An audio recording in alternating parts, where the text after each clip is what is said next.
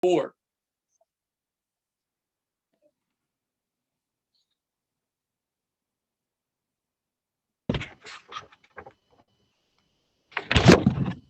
My name is Richard Rifkin. I'm a member of the League of Women Voters of Albany County, and I do not live in Gilderlin. So I have no interest, other than as an observer, in the outcome of this election. The League is a nonpartisan volunteer citizen organization that promotes the informed and active participation of citizens in government and works to increase understanding of major public policy issues. The League neither supports nor opposes candidates or political parties. It has a long tradition, now over 100 years, of sponsoring candidate events to aid in educating the electorate so that on election day, voters will be able to make informed decisions as they go to the polls. And my emphasis here is on educating the public. We have an agreement that the candidates will speak and educate you about their positions. This is not going to be like some of the debates you may have seen on television where the candidates wind up screaming at each other. For more information, if you want some about the voting process and about the candidates who are running in the primary, the League has a website, vote411.org. And I'll repeat that, vote411.org. You can find out information about the election. You can find out information about the candidates. Just type it, when you go to the website, type in your address and the information will be come out related to the address where you appear. This year's election has actually already begun. Early voting has started and it runs from June 12th to June 20th. So if you wish to vote early, you have a few days left. If you do wish to vote early, you can look at the times and location for early voting on the website of either the Albany County Board of Elections, or you can go to vote411.org. The Gilderland Town Board members, with the exception of the town supervisor who serves a 2-year term, serve 4-year terms. The town board is the legislative, governing, and policy-making body of the town. It approves the budget, votes on appropriations throughout the year, adopts local laws, and appoints officials in various other boards, committees with the town. Each board member serves as a liaison to town departments, board committees, and also other municipalities. So that's the office that these candidates are seeking. The following are going to be the ground rules for tonight's discussion. Each candidate is going to have 2 minutes to make an opening statement. We will then begin questions. Each candidate will have 2 minutes to answer each question. And somewhere around 10 of 8 or so, we will give the candidates an opportunity to make closing statements. So that is the way this evening will proceed. With that opening, we can begin. There has been sort of a lottery in terms of the order in which the candidates will speak. And so they will speak in the order Mr. McDonald, Mr. Persky, Ms. Beedle, and Mr. Pastore. And we will start at different places for each question. But first, we now go to the opening statements. Mr. McDonald, the floor is yours. Thank you. First, I'd like to thank the League of Women Voters for hosting this event. Thank you to the panel and to the candidates and to all the viewers. I'm Kevin McDonald, your Democrat candidate for Guilderland Town Board. I'm seeking your vote to put you back in charge, to have your issues and concerns heard, and to bring greater transparency to our town. I'm your independent voice who is motivated to get to work for you. I have 22 years of experience in public service for a municipality with 20 years as a union leader. With my experience, I bring honesty, integrity, and commitment. I have no connections to the town employment or local politicians. I'm a resident just like you. I pledge not to accept money from corporations or developers so that I will remain a neutral party to represent you. Having a difference of opinion is natural. Being able to find common ground, that takes leadership. I moved my family to Gilderlin over 10 years ago. We enjoy the community character, the great school district, and the local small businesses. That is all in jeopardy if we allow our current boards to continue down its path.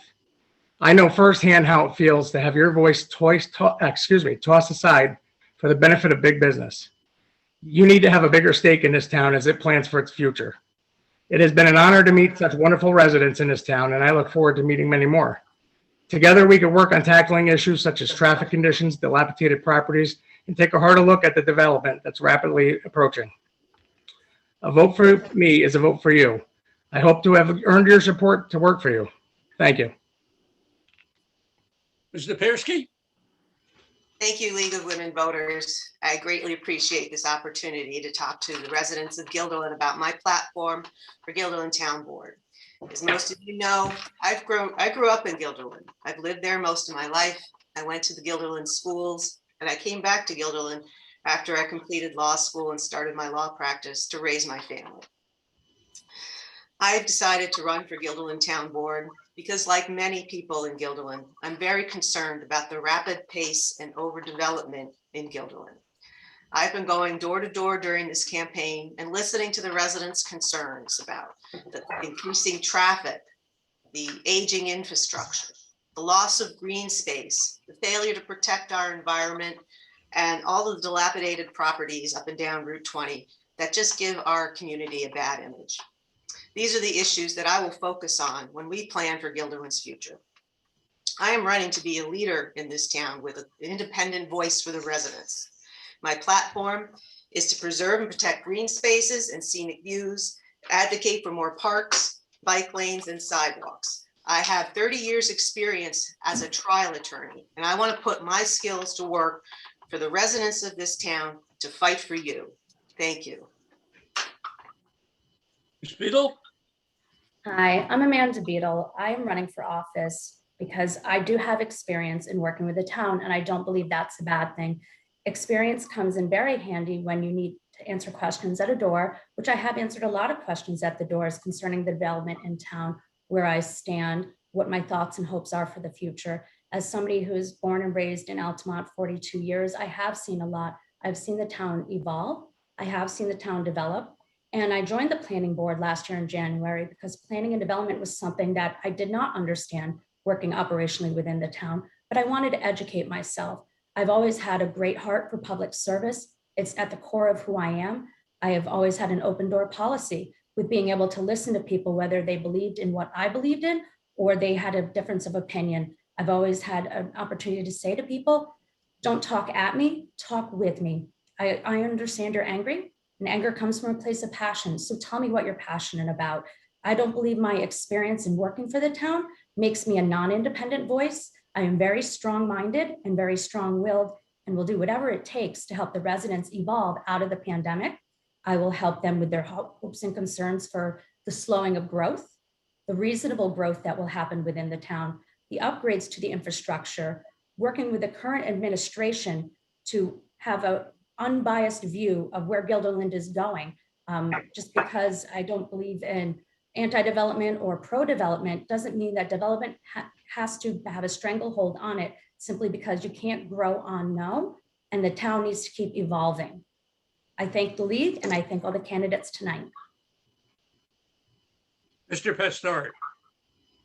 Hello, ladies and gentlemen. My name is Paul Pastore, and I'm running for re-election to the Gilderlin Town Board.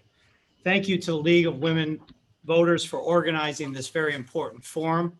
It is much appreciated. I've had the honor, the privilege, and the pleasure of serving the residents of our town, and I've done so in different capacities.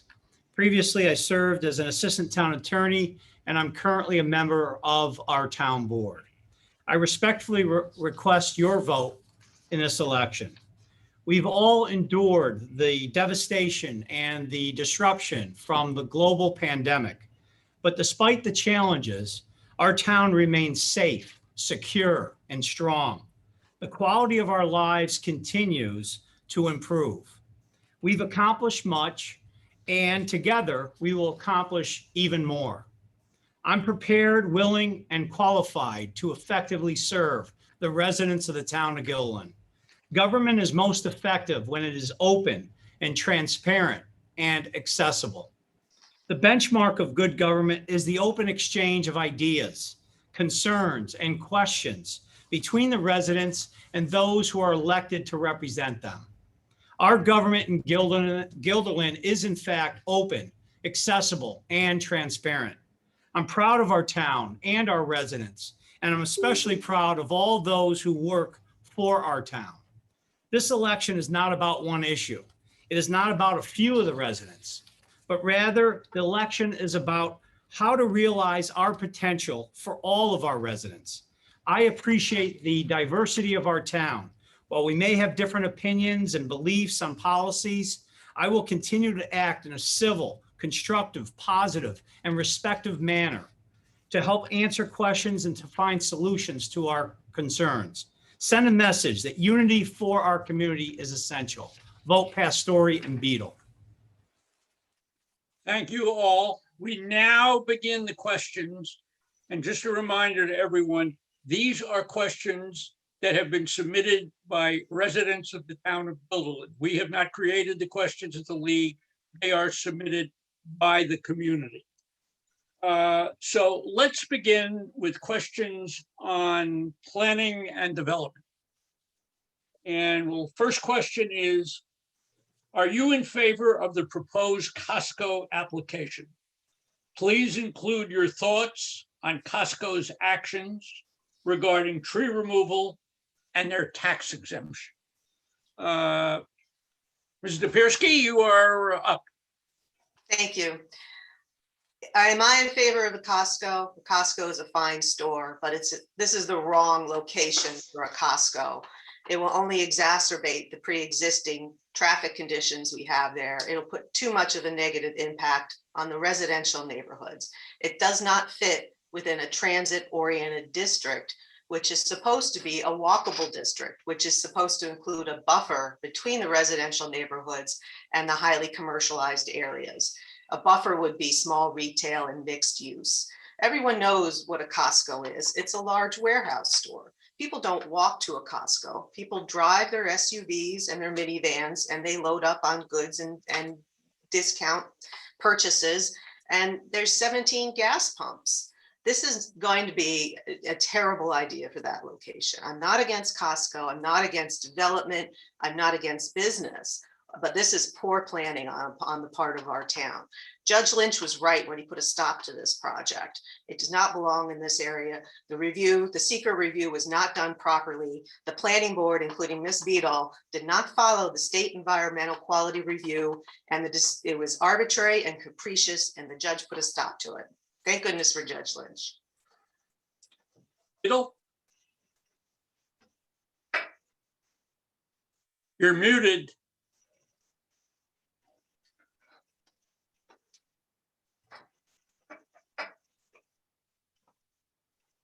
Okay.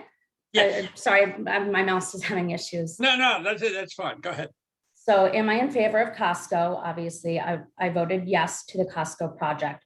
I am on the planning board. It is a permitted use in that area. The traffic will not have ingress or egress from Western Avenue. It is all on the Wrap Road, Ring Road, and there was going to be infrastructure upgrades to that area. As far as I'm aware of at this time, there is no tax exemption or what they would call a payment in lieu of taxes for that property. So as bringing Costco to Gilderlin brings in residual sales tax. It is a destination store to shop at. It is somewhere that people will come from out of town to spend their money in our restaurants, in our small businesses that need to recover after COVID, that we have restaurants that have shut down. For example, as pointed out by my opponents, the Side Door Cafe that unfortunately lost a lifelong family business, El Charro restaurant that had opened next door. These restaurants weren't getting the foot traffic that they needed. And with Costco being destination in the location that it is permitted to be used in, would bring those people to not only our restaurants, but maybe our Stuyvesant Plaza. Maybe they look at some of these places that Gilderlin is such a wonderful, beautiful community and say, I think I want to live here. And I think that putting Costco there and their business practices, it makes sense. In that area, it is a permitted use. As far as tree clearing, I did not agree with the tree clearing. And optically, they should have waited on any project. There should be a pause on any sort of displacement to any property at that point. And that is something that I believe, a lot of people felt that same way. And I stand with them on that belief as well. So I think permitted use for that area, yes, infrastructure upgrades would have happened. And they were going to put in sidewalks, walkways, which are very costly and expensive. Mr. McDonald? Oh. You're muted. You're muted. I think Paul was next, but Paul was I'm sorry. That's my mistake. Mr. Pastore, I apologize to you. Thank you, Richard. Thank you as well for the question. I know that a great deal of consternation has arisen about the proposed project of Costco at Crossgates Mall. We've heard a lot of this regarding whether Costco should be a project that is approved in our town on the campaign trail. And while we've traveled throughout the town, Ms. Beedle and I have had very lively and active and very respectful and civil conversations with our residents, with our fellow neighbors. My thoughts on Costco have evolved, quite frankly, because initially I thought it might not be the best idea. There's concerns about traffic. There's concerns about environmental or potential environmental impacts. Let me say at the outset that I am wholly opposed about the clear cutting of trees that occurred.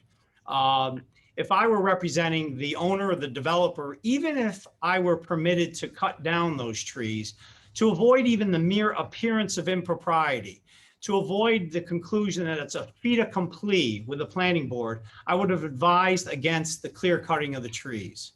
But because we're coming out of a global pandemic, I think we have to think in terms of how can we keep our retail business alive? And Crossgates is suffering tremendously. The brick and mortar stores of retail are falling by the wayside. I think Costco would be a good shot in the arm, but coming out of the pandemic, we also need to be innovative. We should consider whether, given the climate and given the difficulties at Crossgates, Costco could go into the mall itself as opposed to where it was originally proposed. That might be an opportunity where we can think in terms of better use of the space. Now, Mr. McDonald, you're up. Thank you. Unfortunately, the last 3 years of my life have been around this project. I believe Peter Lynch, the Supreme Court Justice, ruled correctly. The TOD is in stark contrast of non-automobile use. 700 parking spaces is not common sense of non-automobiles. This project put me and my neighbors through physical or mental and emotional distress. I understand that people love Costco. I do too. The location is wrong. You're putting that on top of a community of residential areas that are impacted every day by the current traffic, not what's anticipated. We also have to make sure that the Wrap Road Historic District is thought for as well, because they already have traffic issues. And as we move forward, allowing apartments of that density in a Costco, which will attract people from all over, is just going to absolutely make a negative impact on the people that live here. So I understand that it's great for business. The location is wrong. We did bring to Pyramid's attention in the town that location could be moved into the mall. So I agree with Paul Pastor, but that was my contention 3 years ago. And unfortunately that didn't come to fruition So therefore, that lawsuit was filed. So I hope everybody would agree that the negative impacts on any community need to be greatly enhanced and make sure that our voices are heard when these projects are going through the process. Thank you all. And we move on to the next question, still in the area of planning and development. What is your long-term goal for Gilderland and development? Ms. Beedle. So my long-term goal is to do a revised comprehensive plan, a document that I believe should be updated about every 10 years. When you have a comprehensive plan, you do neighborhood studies. I realized that the neighborhood study done with the last one done, finished off with the Westmere Corridor study, times have evolved over the last 20 years, 100%. So I would like to see a new hard look, as we say, with these neighborhood studies. A comprehensive plan is very costly because you need to get engineers involved, you need to get marketing involved, and see where and what we can do for these neighborhoods. I think we all have rolled out of the pandemic with a new appreciation for the neighborhoods and communities that we live in. I understand Mr. McDonald's concern and impact.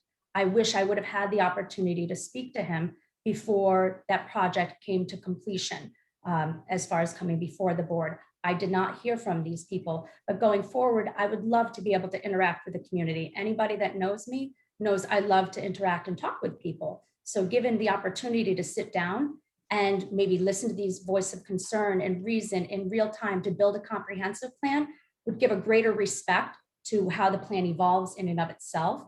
Slow, stable growth that leads to a community of openness and diversity of all economic backgrounds, whether you want renters, single family homes, townhomes, or condos, they are all a way to keep a community alive and thriving. And I believe that's how we need to come out of this pandemic. Mr. Pastore.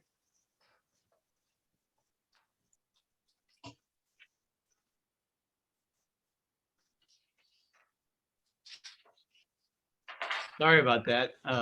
Thank you again for that question. Richard, you and I are going to have interesting give and take with our technology issues, but Yes. Gilderlin is a very diverse community.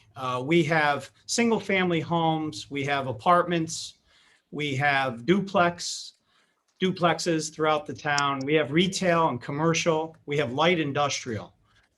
Any vision for the future has to take into account the diversity of our town and the diversity of our residents.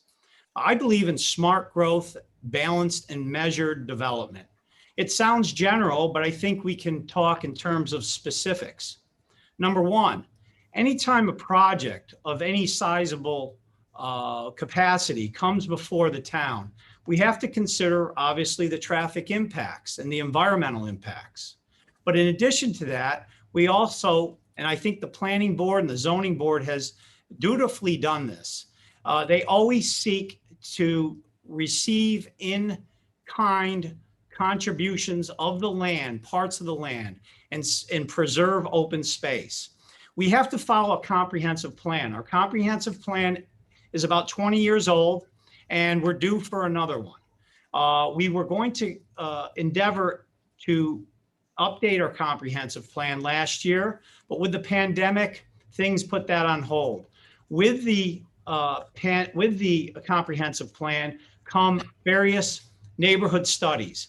I believe that we have to think in terms of mixed use retail and residential, just like we did at Great Oaks, where it was completely business offices, and now there's a PUD and we're allowing for residential uses as well.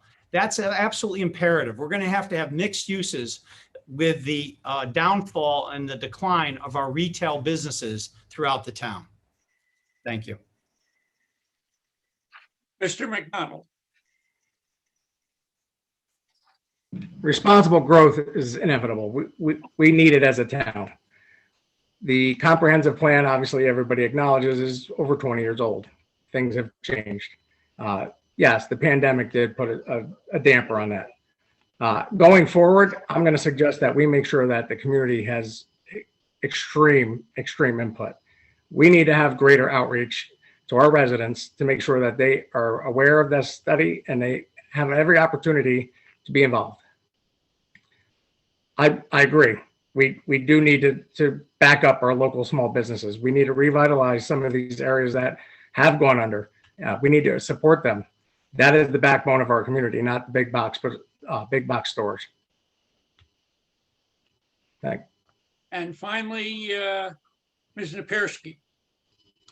My long-term plan for Gilderlin, well, getting ready for this debate, I decided to take a look at the comprehensive plan that was done back in 2001, 20 years ago, which the current town board has neglected to update. There have been neighborhood studies, but there really is no excuse for waiting 20 years to update the town plan. This was something that needed to be done long before the pandemic. So I don't think the town can keep using the pandemic as an excuse for not getting things done. But what I would like to do is take some of the ideas that we started in 2001 and get to work on those ideas for the town. There's a lot of good things in here about beautification of Guilderland, about incentivizing small businesses to come in and rebuild and repurpose the dilapidated properties. That was in 2001. I want to start doing that now. I don't know why it hasn't been done. You know, there's so many dilapidated properties all along Route 20, and they've been there for years. Children have been born, grown up, and left Gilderland, while some of these structures just sit there continually falling apart. So I want to beautify Gilderland. I want to fix the traffic on Route 20 and make Gilderland a more livable community. We need to use traffic calming methods, traffic lights, pedestrian crossings that with medians, planted medians down the center, so that it's safe to cross that road and it slows down the traffic organically so that people can make a left turn so they can get out of their neighborhoods in the morning. We need Gilderland to be more, it can be one of the most beautiful, best places to live in the Capital District. It has the potential, but we need a town board that will be active and get to work and not wait 20 years to do projects. That's just not acceptable. Thank you very much. Let's move on now to the following question. How do you feel about the apartment complexes being built and being proposed along Carmen Road, West Old State Road, Lone Pine, Fuller Station Road, and Western Avenue? And we start with Mr. Pastore. Well, that's certainly an interesting question because it inquires about not only the type of buildings that we're looking to have in our town, but how and if we should accommodate a need. We have a growing population in our town. People want to come to Guilderland. There are individuals who currently reside in Guilderland who want to downsize. And so, but they still want to maintain their residency within our town. They're looking to downsize into apartments. These types of proposals come before the planning board, the zoning board, and there's a great deal of public input about these proposals, but also there's experts that weigh in on it, traffic impact studies, environmental impact studies. All of that is part of a process. And I believe that many of the residents we afford them an opportunity to weigh in and to express their concerns or to ask questions. I think that it's a good idea to keep building apartments or affordable housing for individuals who are within our town and who want to retain their residency. But also, there are many startup families, people who come here. We have apartment complexes like Woodlake and Oxford Heights and Heritage Village. It's time to bring in some new apartments, but not just apartments, single family homes, and ideas, again, like the planned unit development, which is proposed at the Great Oaks office building. It's an innovative approach, and it's an approach that we must continue to follow. Mr. McDonald? I don't have a position on the apartments. Speaking with the residents that I've knocked on doors with, they have an issue with it. They don't see a need for it. The town is growing rapidly, and I agree. But the key here is affordable housing. We need to do a market study to make sure that we're not just popping up apartment complexes for no need. The town should control how it progresses and what type of housing we do need. Obviously, with senior housing and affordable housing are probably the number one on the list. But as far as all the other projects, they really do need to take a hard look at these and make sure that they're within the character of the community, and the residents need to have more input than just a regular public hearing. They need to probably be, from the start, actually have a community forum with the community, or with the developers, excuse me, maybe to mitigate some of these issues before that plan is even submitted to the town. We have Ms. Napersky. Well, I agree with Kevin. There's nothing wrong with apartments. We need all types of housing in Gilderlin, including single family apartments, townhouses, and we need to include affordable housing. When these developers come before the boards, we need to insist and require that affordable housing units be included in these units. That hasn't been done. I've talked to the residents over near the proposed Dutch Mill apartment complex, and they're very upset with this. This is the second time this issue's come up, and the first time the community rose up against it, and now it seems to be back 10 years later, and we're here we are doing it again. I think we need a market study to determine what types and kinds of housing we will need in the future in Guilderland. Until that's done, I don't think any zoning changes should be granted, any variances, nothing like that. We should actually consider a moratorium on apartments until we decide, until we figure out from the experts what will be needed in the future, because we don't want to build a lot of units and then have a lot of empty spaces. Ms. Beedle? I agree with Ms. Napersky and Mr. McDonald. I think we need to take a hard look at the affordable housing that is here in the town. I have two of my young adult children that moved into Heritage Village together. We have a lot of aging apartment complexes in this town that the infrastructure is not as up to date. They're decades and decades old. So bringing in new opportunities for newer places I know that the Vosburg Road apartments have 3 bedrooms, which still allows a small family to come in, but not have to worry about having a down payment for a single family house. So you want to have these options. I do agree a market study should be done, and that would be done within a new comprehensive plan. It would also be done within these neighborhood studies. I believe in something, and this is something as I've evolved as a candidate, in community action plans. Community action plans allow active conversation between real estate developers and the community that they're going to affect. I think we need to learn lessons, and we need to grow from things that have happened. And I think as a community, that's how we began healing with division, is to have these conversations that are sometimes very unpleasant and uncomfortable. But at least we can all have these conversations to choose and decide how we want these other affordable housing options to be built into the town.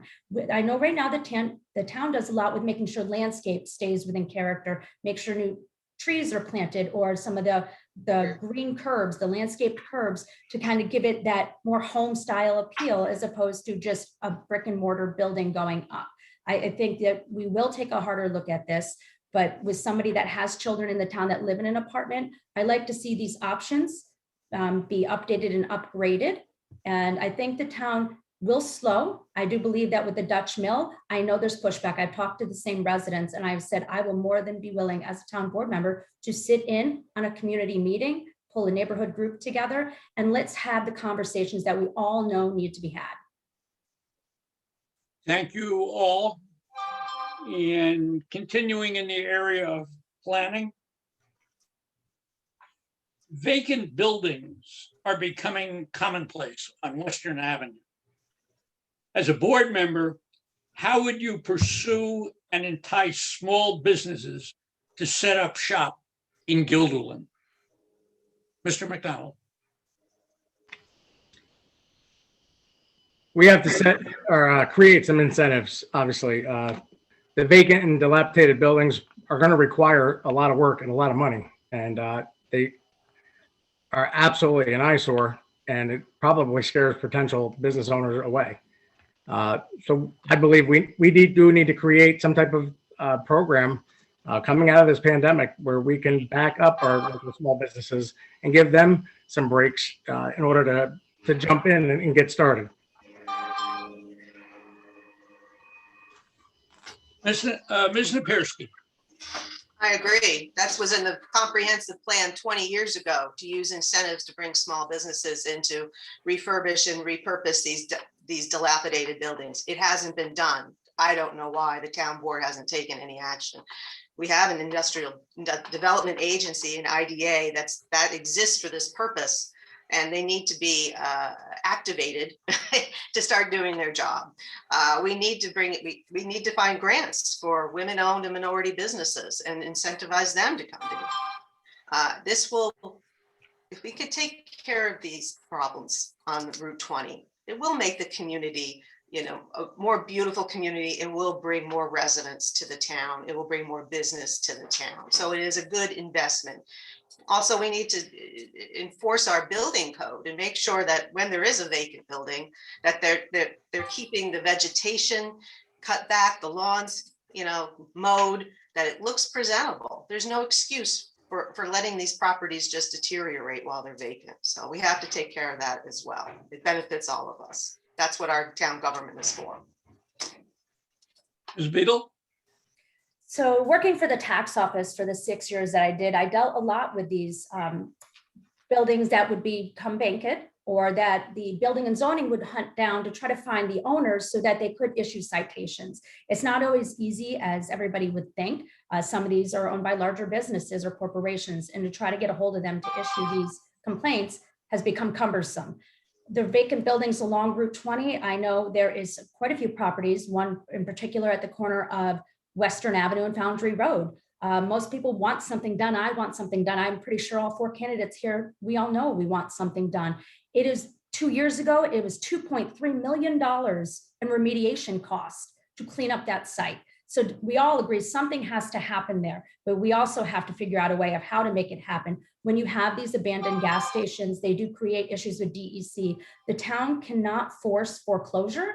Only the Albany County is in charge of in-rem foreclosures. So when these businesses are privately owned, we can't do so much as a town or a town board member, but we can try to find ways to alleviate some of this. I agree that we need to clean up some of these buildings that may or may not have had DEC issues, but there are so many more steps, and we all want to fix the situation at hand, but we have to go through the proper channels. And I agree with beautifying the town, continuing to, as we slowly have to progress, clean up these properties such as the rustic barn, such as the Foundry Road, Western Avenue corner, the gas station down by Cross Gates. When you have buried gas tanks, it's a lot bigger issue than what it looks like on the top. It's like an iceberg. And those are the things that we need to educate ourselves on and be able to talk to a point of how, as a community, can we all come together, whether it's the town board, it is working with Albany County Land Bank. There's a lot of communication that has to happen. And I'm ready as a candidate to have that if elected to office. And Mr. Pastore. Thank you for the question. Well, we have, can you hear me okay? Yeah. Yes. We certainly have to try to attract small businesses and all types of businesses to Gilderlin, but I'm not sure that we can do it just with these dilapidated buildings. And the reason is because if we're talking about a small business and perhaps maybe not as much finance or capital, I'm not sure that those small businesses assume those premises. For example, the gas station in front of Cross Gates Mall, there may be $300,000 in excess tax arrearages that are owed on that property. We saw that, for example, with the Governor's Motor Inn. We have a storage unit company coming in. The town has worked within the confines of the law to try to clean up these dilapidated and abandoned properties. The difficulty lies is that the ownership does not lie with the town. If individuals, unfortunately, come upon hard times in their businesses, typically they fail to pay their taxes. And what happens is there is an in-rem tax foreclosure proceeding. That's not commenced by the town, it's commenced by the county. And oftentimes the county doesn't want to push it too far or too fast because, as Ms. Beedle noted, there's environmental issues. But what we can do is try to work with the county land bank, the Albany County Legislature, to see if they, the county, will forgive a portion of the taxes to make the properties more affordable for interested purchasers. I think that's a great way that we can bring in small businesses, but unfortunately, it's not an easy process. We have done that with the old Marine Bindler Bank. Nedco on Carmen Road will be done as well with the turnabout. Thank you all. Next question. How can the town work to ensure that we are building a safe and inclusive community for future generations in Guilderland? What has been done and/or what can be done? Ms. Napersky. Well, we were already touched upon this a little bit earlier. I think bringing in affordable housing will make a big difference. There should be housing for people from all walks of life. If you want to find a place in Gilderlin, there should be a place here for you.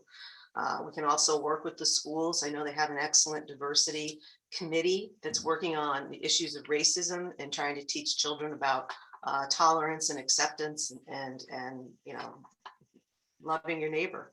So those are all ways we can make the town more inclusive. Yeah.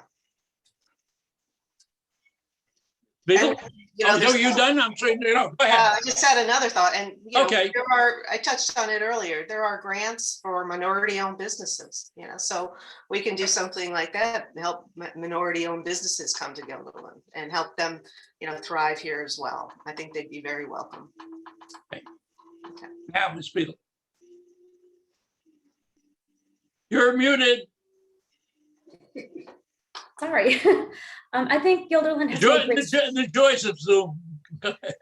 I think Gilderland has made great strides in becoming more inclusive and diverse. I know growing up here, it wasn't as diverse 20 years ago. We're making great strides in having Gilderland be open, where people feel safe in communities. We have a great police department that we have coffees with cops in places and times of this the way the demographic of the world is going right now. We want to have open and inclusive conversations with our police force where people may or may not feel comfortable coming into the town. If we have affordable housing, it can be at all levels. I do agree that we are a town that does have Section 8 housing, and we need to make sure that that's open and accepted in the community. There is great strides the school districts are making, and I think the town and the town board could even sit in on those conversations, as Ms. Napersky had referenced, and really see through the children's eyes how they want to keep this town open and growing. The children are our future, and that's who we should be listening to. As far as 40 and 50, 60-year-old adults, we may or may not have preconceived notions of what goes on in town, but children, they're the real pulse of the community. And by listening to them, we can make sure we keep the town open, safe, have the discussions that are and need to be had. Mr. Pastore, Question? you wish the question repeated? Sure. Yes. How can the town work to ensure that we're building a safe and inclusive community for the future generations in Guilderland? What has been done and/or what can be done now? Well, I believe that we live in a safe community in the town of Guilderlin. I think credit to that is our fine police department. We look to diversify our community by allowing for affordable housing and all types of housing. We do have Section 8 housing, and we continue to expand upon that. We can increase our grants from minority businesses in order to bring in new businesses. We want to make sure that the diversification and the diversity of our town continues in the way that we have seen it throughout all of our time. We want to make sure that those individuals who basically have concerns about the town, be they safety, be they emergency medical services, that they voice their concerns. We have made tremendous progress with our emergency medical services. The town assumed control over the former Western Turnpike Rescue Squad. They reduced the response time dramatically. And I think that that provides a great deal of safety and comfort for all of our residents. And it's a very attractive opportunity for us to discuss and to try to market the continuation of individuals coming to our town. And Mr. McDonald. I agree with all the candidates here. I believe the town is very diverse. It's very inclusive in allowing people to speak and be themselves. However, I will say that there's more work to be done. Obviously, the town could partner with the school, make sure that we have the resources necessary to make people feel more comfortable. And I will agree that our public safety, our officers and our EMS and fire departments are a great asset to that. And I hope we continue to improve it. Okay, thank you all for those questions in the area of planning and development. Let's move on to a question with regard to the police. Do you believe there is any racism in the Gilderlin Police Department? Ms. Beedle? I believe the police department, along with the town, along with the community, made great strides in light of the, in light of the recent events that have happened nationwide. I believe that could there possibly be bad actors somewhere? There's bad actors in a lot of things. I don't believe there's an issue of systemic racism in the police department. The town liaisons to the board liaisons to the police department have had communications, have talked to the different officers. When you can allow the community to come in and give in that input, we're making great strides with the public safety of all residents involved and making sure that all residents feel safe when having interactions with our police department. There's a lot of great men and women that serve this town of Guilderland. And I think this, the more open and public conversations we have about racism on a whole, as a community, as a nation, are things that will keep the town moving in the right direction. Mr. Pastore?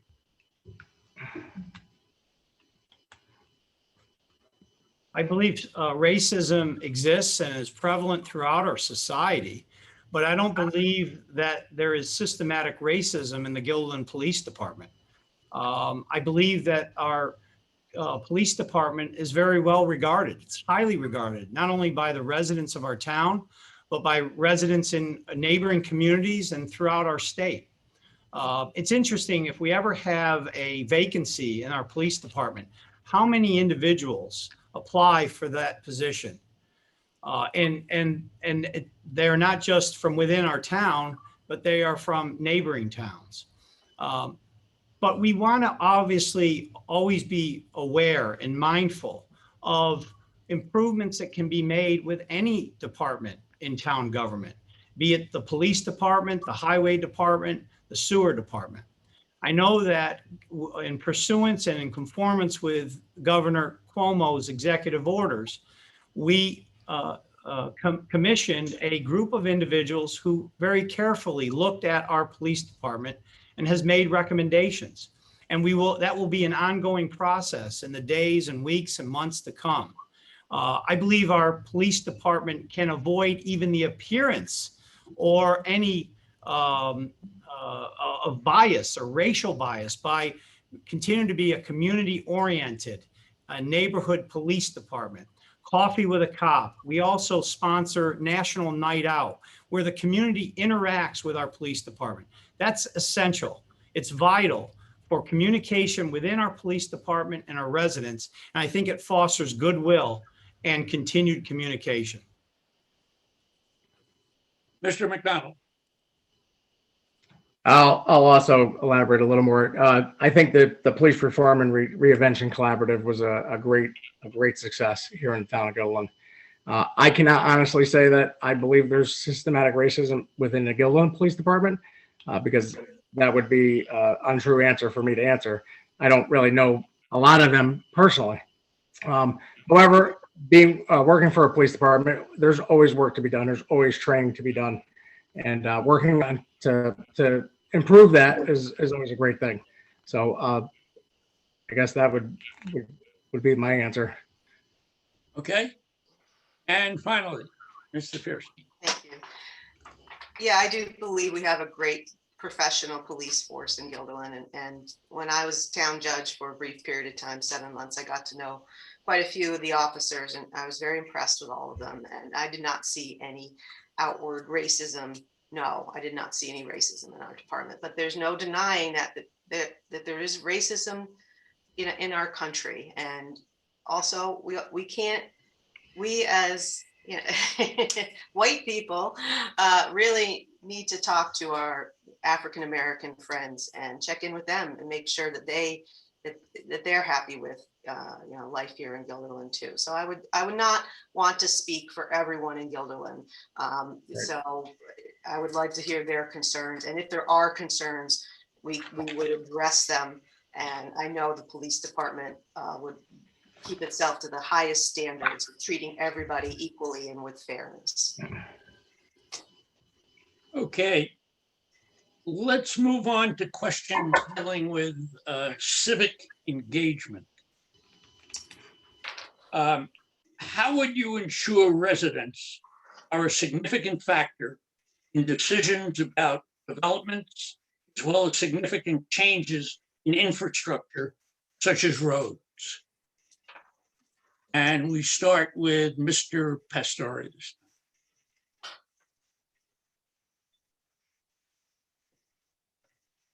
Well, I believe that our government in Gilderlin is open, accessible, and transparent. I said that at the outset, and I verily believe that. I have spoken to many neighbors and residents throughout our town, throughout this campaign. The best way to ensure participation is to make sure that the residents of the town have an easy means of communication with their elected officials. And to the credit of our town, despite what my opponents say, we televise our town board meetings, our zoning board meetings, our planning board meetings. Not only are they televised, but they are re-aired. We have an open government in the way of our website. We publish our town budget on our website. We have budget workshops that are open to the public. So I guess my continuation of this question is that to ensure civic participation on all issues, we need to make sure that people have the opportunity and the time to, and the means by which they can communicate with the town officials. I don't know of any hearing before the planning board or zoning board that is not open to the public. And even though the comprehensive plan dates back 20 years, the neighborhood studies occurred, 5 or 8 years after that. And that provided many opportunities for our neighbors to participate. And those opportunities will continue. Mr. McDonald? Having public hearings isn't enough. We definitely need to make sure that we are doing a better job at outreach. People are busy in their lives. I was when I started, when I found out that my life was going to be impacted by these projects that came into my neighborhood. The community at large needs to have more input than a public hearing. I'm sorry to say that these public hearings usually go on, but unfortunately at the end, you take a vote. So a lot of residents don't have a lot of faith in the system that's in place. So going forward, I would believe that we should find different ways to use social media or internet access, or even if we had to do letters for major projects, we definitely need to do a better job. Yeah. Ms. Napersky? Yeah, I agree with Kevin. I've heard this time and time again from residents that They aren't able to make these meetings. They are not notified in time of these meetings. The town does the minimum in terms of complying with the open meetings law. They give 72 hours notice of the agenda of a meeting, but that's not enough time for people to get the agenda, decide what's on it, and make a plan to get there. So we need to do better. We need to start sending out the agendas 7 to 10 days in advance at a minimum. We need to get people the information ahead of time so that they can make plans to be there and participate in these hearings. And it's clear, I've made public comments. I've seen what the planning board does. The decisions are already made before they come to the meeting. And the public comments are just treated as a formality. It's a thank you for your comment, click. And then they vote 100% in favor usually of the applicant. And the public's comments are not considered and they are not reflected in the resulting projects. So we got to do better in involving the public from the start, letting them know that the projects are on the way. There's possibly a big project coming up near the Albany Country Club. 2 times the town or the applicant has been to the Albany County Planning Board, and 2 times to change the zoning. And 2 times the planning board told them, you got to tell us what this is about. What are you building here? And the applicant wouldn't tell them. That's not transparency. Why are you changing the zoning if you don't know, if you're not going to tell us what it is you're planning to build? So we need to have more transparency in the government. We need to notify the public much earlier, get them involved in the process, hear their concerns, and make sure that the final product reflects their concerns. Conversations are great, but we need results. We need action.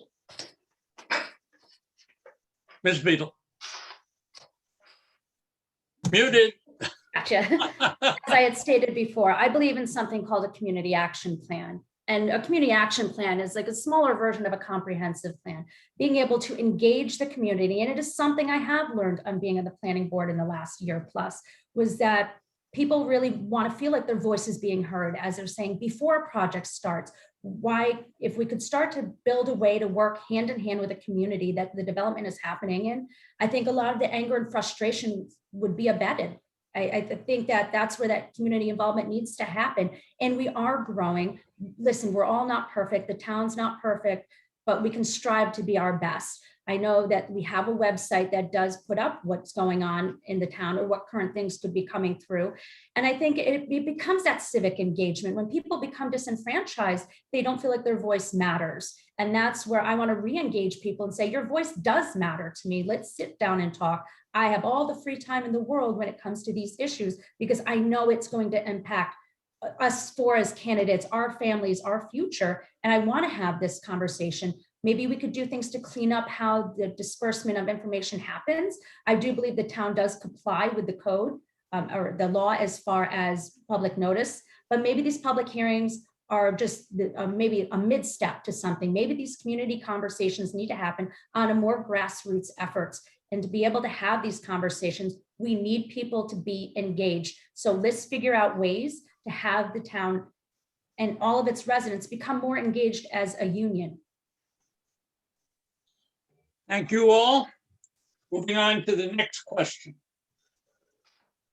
Do you favor or oppose the town's Democratic committee endorsing candidates versus having a Democratic primary to determine the party's candidates in the general election? Mr. McDonald. That's an easy one. Strongly oppose.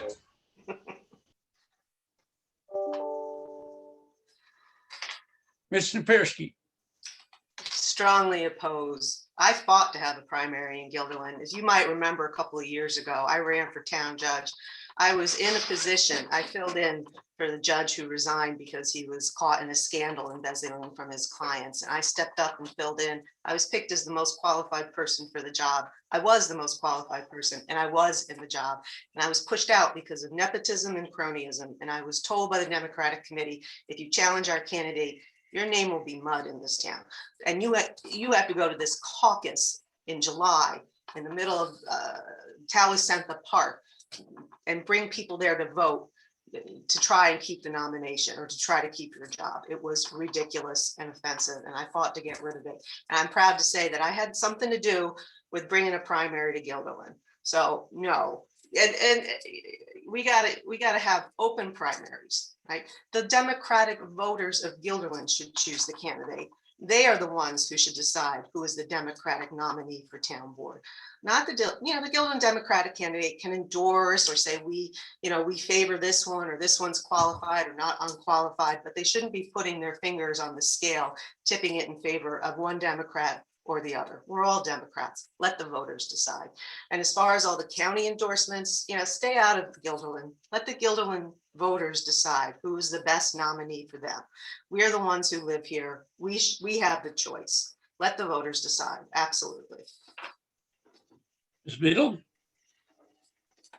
So as far as being in favor of endorsement, I do believe that the endorsement process is simply quite that, part of the process. I know for me, it took me some time to figure out if I wanted to run for office. This wasn't a fly-by-night decision. It's something I regarded in every aspect of my life and knew that I'd have to work for that endorsement. It wasn't a shoo-in. It's something that I have put in years of working towards and working for. So to have it be insulted that it was nepotism or cronyism, it's just that's insulting, because I had to go through a questionnaire as a candidate, as we all did. We had to submit resumes, letters of recommendation, and then sit through an interview that all of us at the end, it's the same questions, fair and vetted.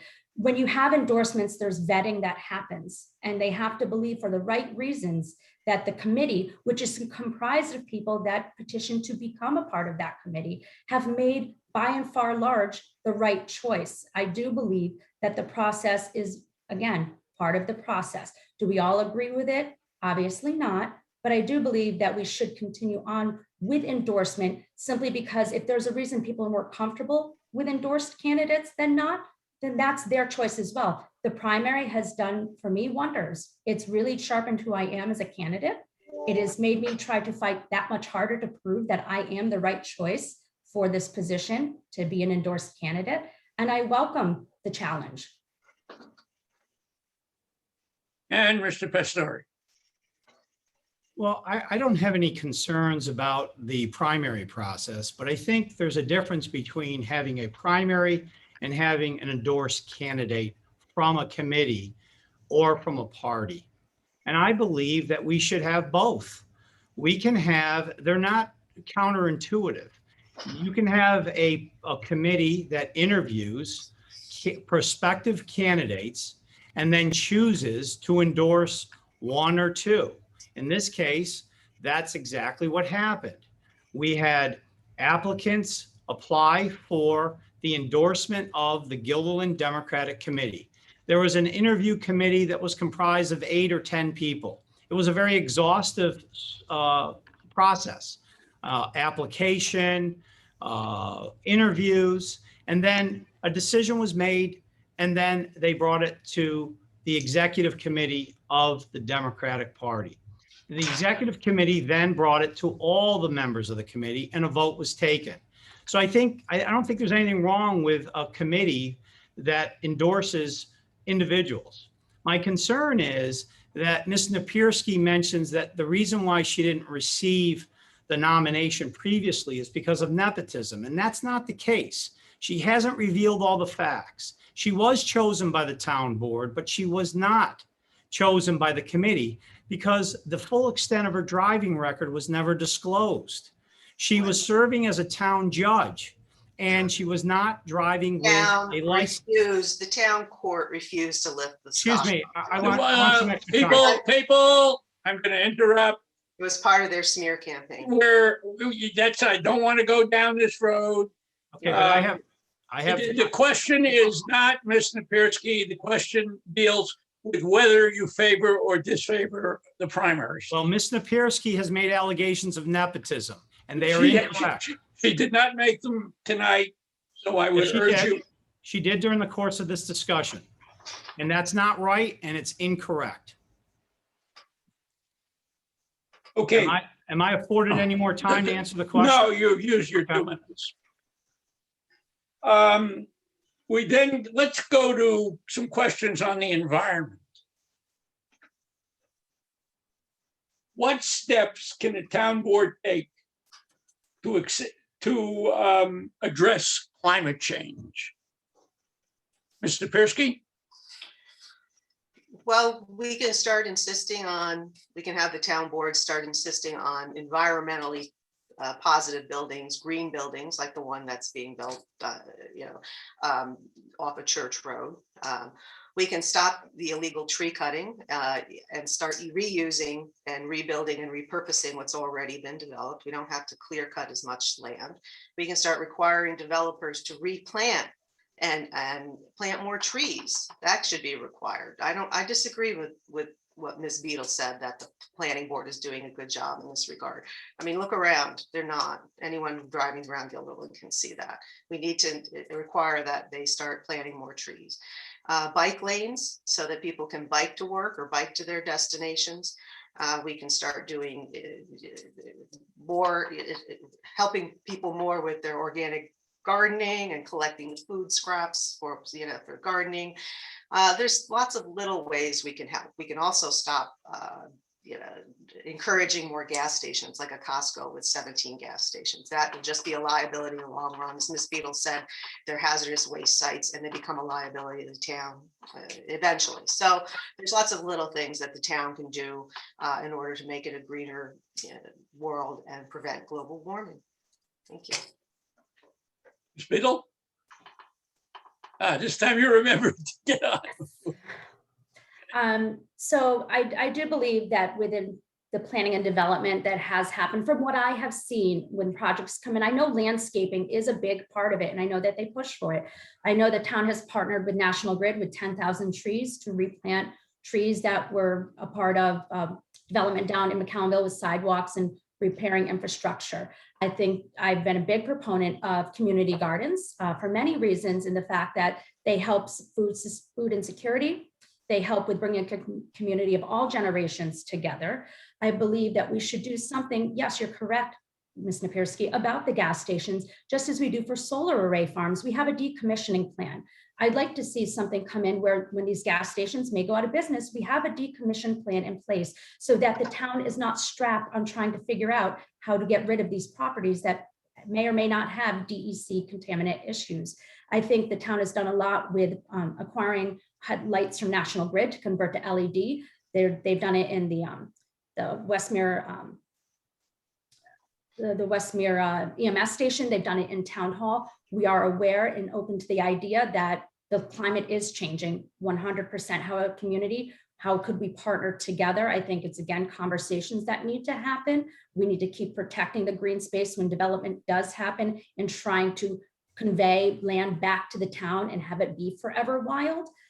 There's things that when we all agree development is going to happen, but how can we take that development and make it to the community's benefit when there's things that we could have conveyed back to the town to protect these spaces and green spaces and have more trailways and sidewalks and bike paths, because that's the biggest part of how we're going to move forward in preserving our town and the planet. Mr. Pastor. Well, there's many ways that we can help our climate. No cut zones, working with the Pine Bush Commission, planting of trees, building of or planting of additional trees, working with National Grid, as Ms. Beedle mentioned, with LED lighting, making sure that developers consider conservation easements, working to put solar panels throughout large structures owned by the town of Gilderlin, at Town Hall or at the transfer station. Traffic calming devices, roundabouts, to try to reduce emissions from vehicles, helping reduce the number of vehicles that are on the road through the transit-oriented development district, working with cross gates, as we have already, to ensure that electric cars and electric car stations are readily available, and working with those who own apartment complexes to make sure that those charging stations are also available. Those are just some of the ways that we can do and we can act in a way that is most favorable for our climate. And Mr. McDonald. Just to build on that, because I think everybody touched on quite a bit of stuff there, so there's not much for me to actually add to. I agree. We need to cut less, and we need to enforce the rule that tree inventories need to be taken, and that certain trees, to the minimum extent possible, can be cut down for any type of development. We do need to build on our infrastructure with charging stations. Obviously, not everybody in the town is going to go to Crossgates to charge their cars, so the town itself could actually find grants or money to install it on town properties to make it readily available. The other issue is I'd like to see an environmentalist or arborist either partner with the town or find a way to include them in the planning board's decisions moving forward. I know we have the Land Advisory Council. They do a wonderful job. But I think an expert to move forward to help mitigate any of those environmental impact issues, other than relying on a project coming in and telling you what you want to hear. Thank you all. And the next question. Do you know how many acres of green space have been added to or preserved by the town in the last decade? Is that sufficient, or should there be more? Ms. Beedle? So I know there's been over 300 acres of land conveyed back to the town over the past quite a few years. And that is something that, as this development has gone forward, the current administration has tried to ensure that if a big project is going in, space is conveyed back to the town. I know this, I just watched this happen with the project on Fuller Station Road, where there is a cluster housing development. They got land that was dedicated back to Forever Wild. There's going to be a park space. The town has added to all the parks with Towson Park, DiCaprio Park. Up in Altamont, we have Bosanquille Park. So parks are something that need to be preserved and updated in the communities. But I think that's something we can keep to ensure going forward that these spaces are not developed and start to constrict some of this restrictions place or put restrictions on, builders and development that is happening to ensure that we continue to protect as much green space as possible now. Mr. Pastore?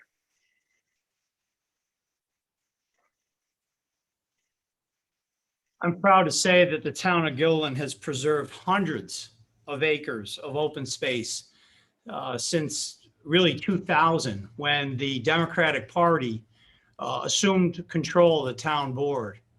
And we continue to expand recreational opportunities for our residents.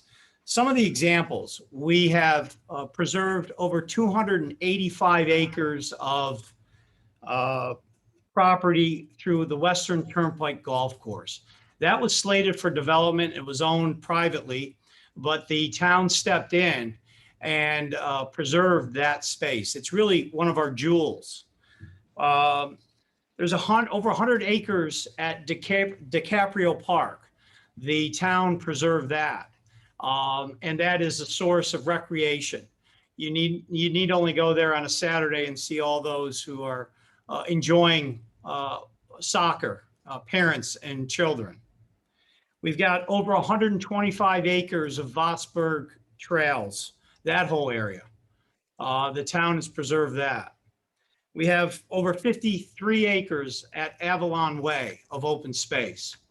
The town works diligently throughout all of its public participation and will continue to do so with any project to try to preserve open space. Oftentimes developers, even when they're approved for a project, they are required to work with the town to preserve some environmentally sensitive land and open space. And that's quite commendable. Mr. McDonald? So we hear about these wonderful parks, and they are great. But talking with the residents of Westmere and McCownville, there's nothing down here for them. There's no parks, there's no basketball courts, there's nothing for these kids to do. because of the heavy density and the traffic.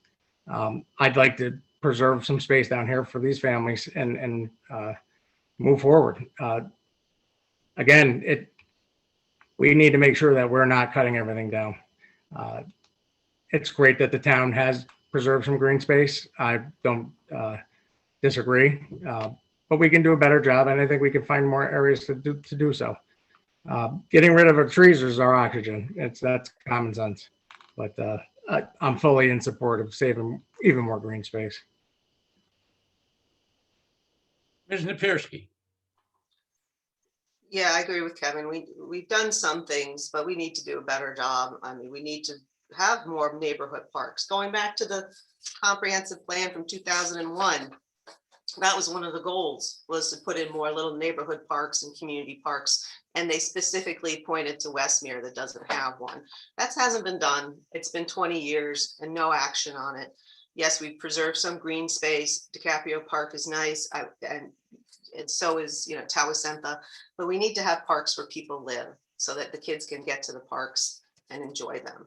We don't need to drive to parks. So there's more work to be done in terms of preserving green space. The town tried to, put up a senior center on Hiawatha. I don't know what the status of that is, but that would have been a nice place to preserve right there. The area around Cross Gates, now that it's been the trees have been illegally cut down, that would have been a good spot for a town park or a town center, something that benefited the community. That project had no community benefit incorporated at all. So when it comes back before the boards, I think Kevin and I should be on the board to make sure that that's done correctly. So thank you. Okay. Let us turn now to some question about ethics in government, which happens to be one of the important topics to me since I was an executive director of the first ethics commission of the state. Question is, how did you fund your campaign? Did you take funds from organizations or businesses? If so, please provide that information. Mr. Pastore.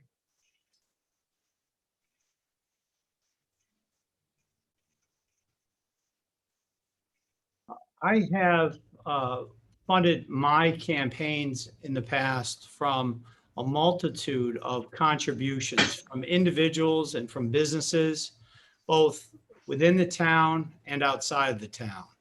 In this current election campaign, I haven't accepted or haven't received many contributions. I believe so far it's been one individual and Capital Women who endorsed me. I imagine that additional people will be funding my campaign and hopefully in the future.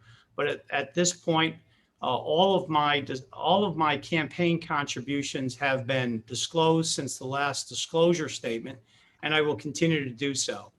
I'm fortunate and proud that many people throughout the years have contributed to my campaign, because I believe that they know the person that I am and the elected official that I have been and the public servant that I will continue to be. I have benefited from contributions from a variety of individuals and businesses. Mr. McDonald. I'm very new to this. This is my first time running for a public office. The one thing I made a promise that I would not accept money from developers or builders so that I could remain neutral.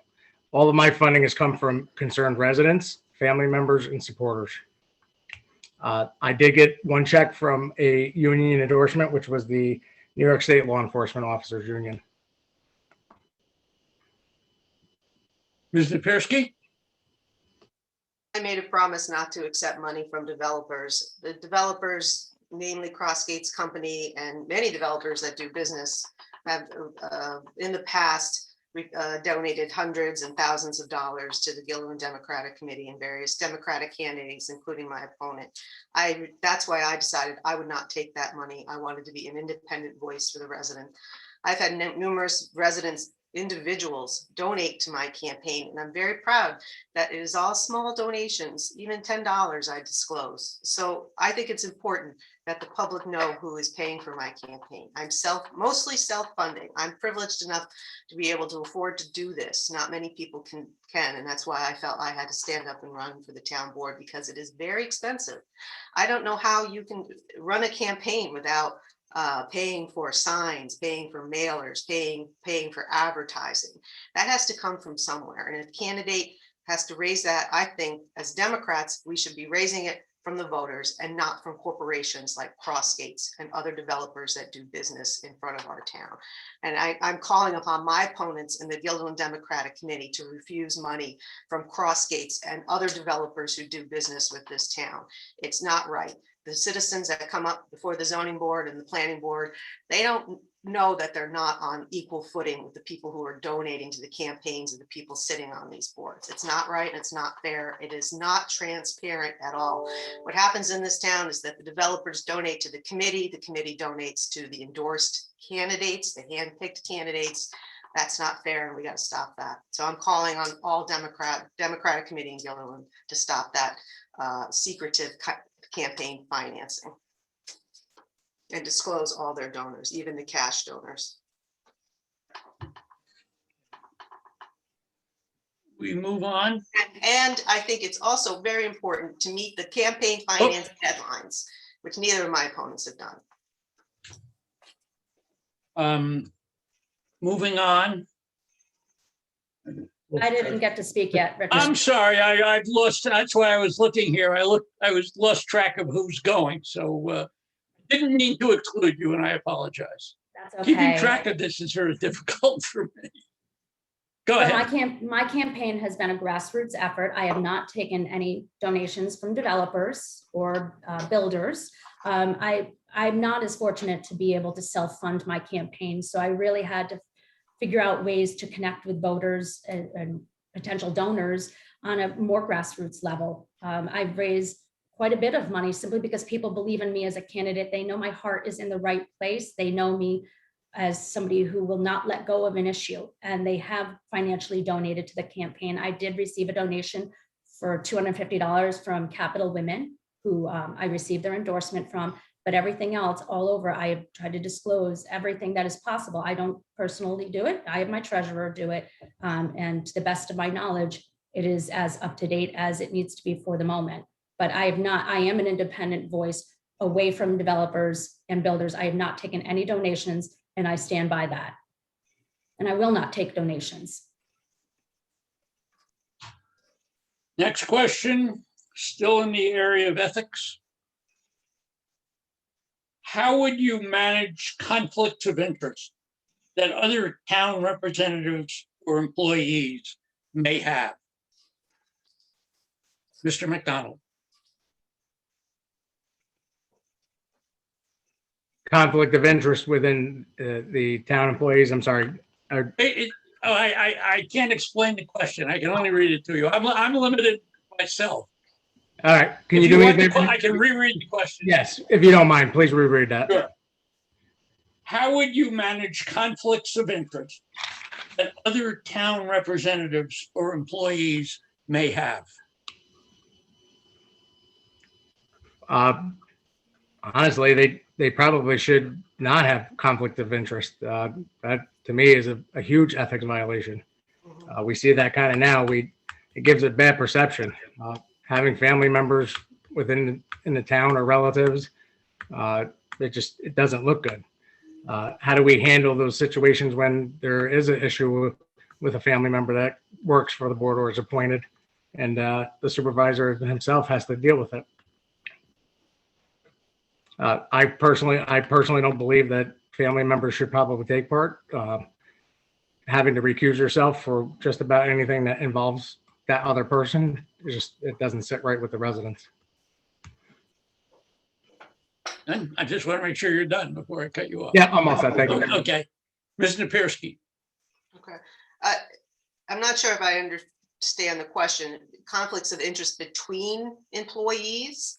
I'm I will read it. The only thing I'm permitted to do is read it back to you. I apologize. I think Kevin's right. There should be no conflicts of interest. We should avoid even the appearance of a conflict of interest. So if someone has a conflict, then they probably shouldn't be working for the town. We have that, a lot of nepotism conflicts in our town. We have a supervisor who's first cousins with the chairman of the planning board. I don't see how you can do that. When people have come before the planning board, maybe they have an issue or a problem with the chairman, they go to the supervisor. The supervisor can't be objective about that because it's his cousin. And we have this example of the Hart and McDonald versus Town of Guilderland and Pyramid lawsuit, where the planning board chairman has made this decision on Rapp Road that the Judge Lynch said was arbitrary and capricious and violated the state environmental quality review law. And our supervisor is actually arguing that case in court, defending his own cousin. I think that looks terrible. The supervisor should have recused himself from that case, and we should have hired independent counsel to make a decision about whether or not to appeal that. I don't think the supervisor could have made an independent, objective decision about that case because it involved his cousin. Ms. Beedle? I think in order to not have the appearance of conflict of interest, it should start at the application process. I know in most jobs that I've been employed by, you're asked to disclose conflicts of interest and let the employer weigh in on, is this not going to be a good look? Or is this something that is allowed? I know the town has updated and enacted a new employee handbook, a guidebook. And I think this is something, as we're saying, if this becomes an issue, it should start before the hiring process even happens. This is why we vet candidates for employment. I think that as far as, going against what people took 2 to 3 years to create in the employee handbook, maybe if people feel there's such an issue, we make amendments and review it, but a handbook is a living, breathing document. So if there's something, we do have an ethics committee that we all had to disclose any conflicts of interest or any other prior business history, just so that there would be no issues. I had to sign one and say if I had anybody else that was employed by the town, or if there was any other business dealings that I may have that may impact any decisions. And I could say, no, I did not have any conflicts in that manner. So I think before they even happen, we should just stop them at the gate. And Mr. Pastori. Thank you for the question. I think when you're dealing with conflicts, we have to be mindful of not only conflicts amongst town employees, but of all public servants and elected officials. And we spoke earlier about campaign financial disclosures. Those disclosures must be complied with. And I know that my running mate, Amanda Beedle, and I have complied fully with those campaign disclosure statements. But in addition to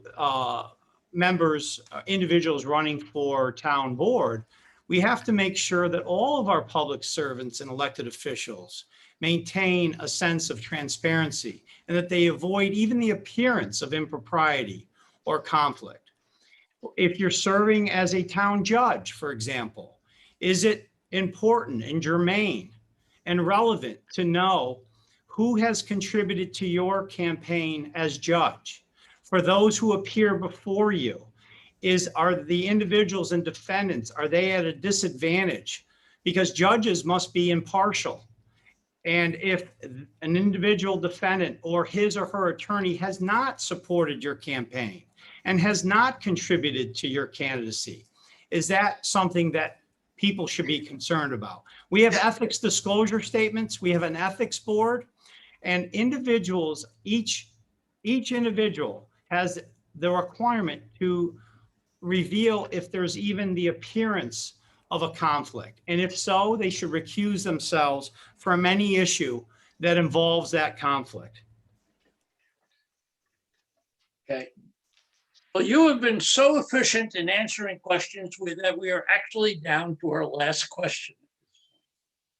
So, and it concerns your thoughts on the new marijuana law.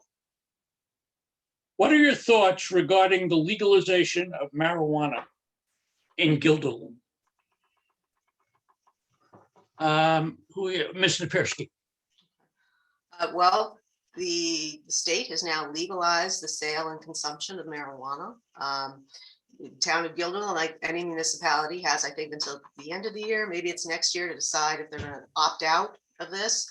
I think the consideration should be given to allowing the sale of marijuana in the town. It's going to be a huge economic boon to the town.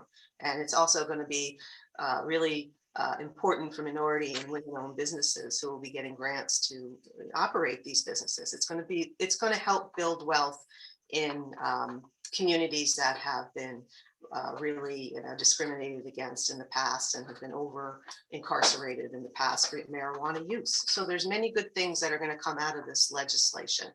On the other hand, I do understand that there may be a lot of hesitation with some people about marijuana being used. I think that this is going to be part of the planning of the new comprehensive plan. We got to find places where we will allow it and where we won't. We won't allow it near schools. We won't allow it near residences. It should be treated like a bar or, a restaurant.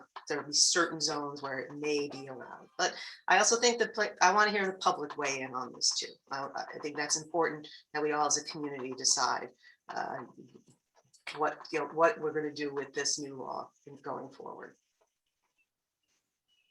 Ms. Beedle.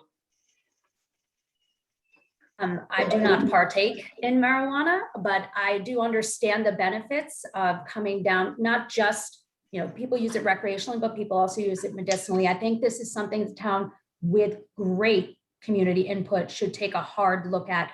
There is financial benefits that will come in, but we also have to look at the idea of addiction. And if that's something that the community feels against, we need to make sure that it's governed to be in locations that, just like many liquor stores, not near a school or not near, places that would have high impact, negative impact. So we put these in areas that would allow for the business itself to thrive. There becomes questions of, do we incentivize this style of business to come into town? What are the benefits? What are the pros and the cons? This is where we really can get the community involved in this conversation, because you're right, it is being legalized. The town, I believe Christine is right, they have until the end of the year to decide if they want to opt out. And I think we have a few months to really put a conversation into place, because I do believe this will be a hot button issue where, yes, we could financially benefit as a town, but as somebody who has a husband who works for the state OASAS, I know the downside of addiction, and I'd like to see everybody's input into this and have the whole idea fully vetted and feel like the community is in support, because I would not want to see the community come out with pitchforks saying, why did Gilderland allow this to happen? Mr. Pastore. Well, as we know, the state has legalized the use of marijuana, and now it's going to be up to the municipalities to determine whether or not it wants to opt in or opt out on the sale of marijuana. This will be coming before the town board in the upcoming months. I think those who may initially perhaps be opposed to the sale, it'll be interesting to see what the public input is about sale if it's for medicinal reasons. I'm not sure if that restriction can be imposed or limitation, but I'm sure that it will be a very lively and active discussion amongst the residents of our town. And as we have for any issue of concern, that will be well publicized, and it will be on the town board's agenda to determine what the public has to say about it. I look forward to those discussions and those deliberations, and hopefully we'll get a lot of public input about that. Mr. McDonald. So this decision would actually be made before anybody's elected and put on the board, other than Mr. Pastore himself, who currently sits there. But I do encourage in complete town-wide output or input, in that decision. there is three sides to this. There's the opposed, there's the pro for, and then there's people in the middle who just don't know enough about it. What I would say is that, yes, it would be a financial benefit to the town. But how much of that financial benefit is going to get put towards, like Mrs. Beedle said, the addiction recovery services that probably will be mandated if we do take that on.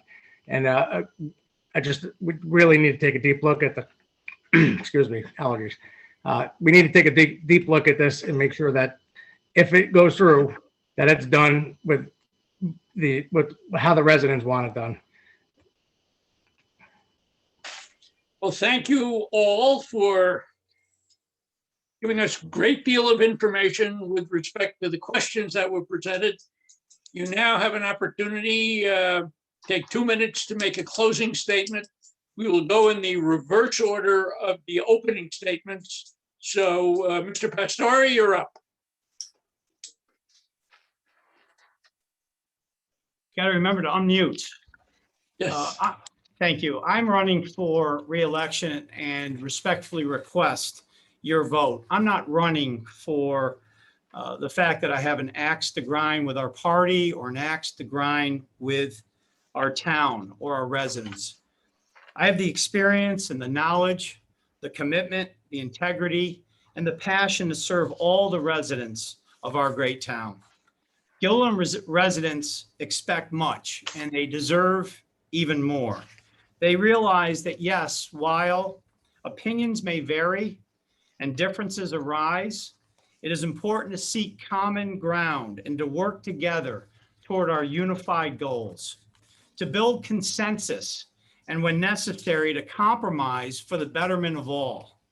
Whether you are in favor or against growth, the residents of Gilderland they fully expect that their leaders govern effectively, with respect and dignity, with honesty and integrity. I pledge to represent and to advocate not just for a select few, but for all, yes, all of our residents. A capable leader and an effective public servant is not someone with whom you always agree. Instead, it is someone who treats you no differently, regardless of differences in background or in belief. Someone who's willing to listen and to engage. Amanda Beedle and Paul Pastore are those types of individuals. Someone who's truly invested in the community and is willing to work diligently for the good of all. Paul Pastore and Amanda Beedle know all about the importance of unity for our community. Amanda and I have been committed to our Democratic Party. We are committed to our town. We have demonstrated that not just in the last year, but throughout many years. With our care, dedication, and experience, Paul Pastore and Amanda Beedle will best serve the residents of our town. Thank you. Ms. Beedle. Okay, I'm not a lawyer. I am a middle-class working mom who came to this opportunity with great gratitude for the town, for the residents, for the voter. I don't have a fancy closing statement to prepare. I always just speak right from my heart. I chose to run for this town, not only for my family, but for all of our candidates' families, for all the voters and residents' families of the town. It's something that I believe in good civic duty and engagement. I have been engaged in this community all my life on many, many levels. And it's one of the happiest things I have is to be able to say, my commitment to my community matters. Paul and I decided to run as a slate together because with his experience and my innovation, a different set of eyes, an experienced set of eyes in the operational matters of how the town functions, whether it's the tax office or the town clerk's office where I've worked. I can bring that knowledge and experience to the campaign trail. I don't have legalese, but I can learn a lot. And I think I represent a great cross-section of this town. I'm not wealthy by any stretch. So for me to come to any and all levels, I can talk to the wealthiest of the wealthy, or I can just talk with the people that are living paycheck to paycheck and meet them where they're at. That is my goal as an elected official, is to keep meeting people where they're at. I understand not everybody's going to want to vote for me. They may not like me, but I hope they respect my opinions and decisions just as I respect those who have differing opinions than I do.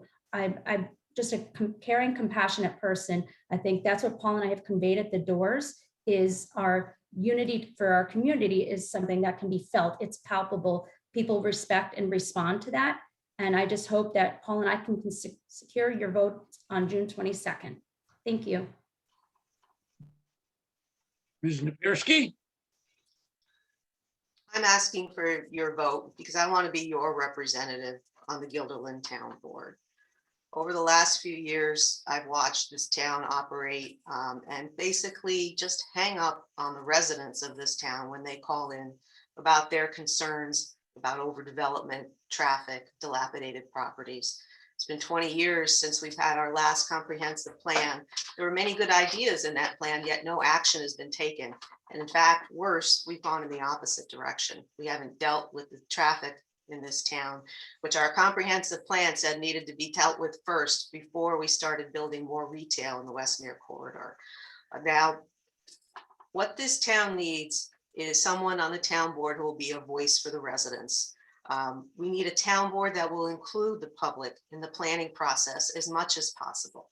If people don't come to town meetings, we reach out to them. We provide them with notice well in advance of the meetings so that they become informed about it and can speak their minds and then not only just have a conversation, but actually incorporate their concerns into the resulting planning process.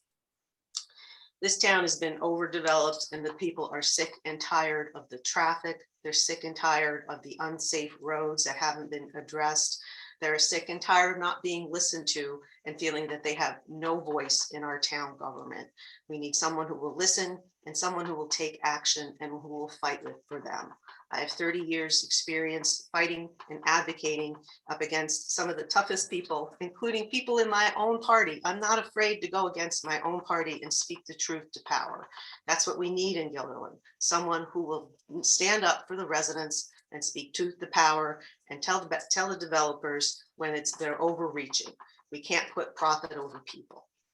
Thank you. Please vote for me and Kevin McDonald. We can make Gilderlin the best place, Gilderlin and Altamont, the best place to live in the Capital District. That's our goal. And with your help, we can achieve it. Thank you. And finally, Mr. McDonald.